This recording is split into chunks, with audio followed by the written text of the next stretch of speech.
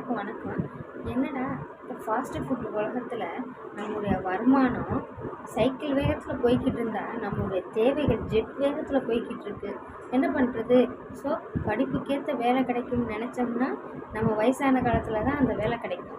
அதனால் என்ன பண்ணுறது? சரி விடு, கிடைச்ச வேலையே பாரு அப்படின்னு எத்தனையோ பேர் மனசு நொந்து போய் பார்த்துக்கிட்டு இருக்கீங்க.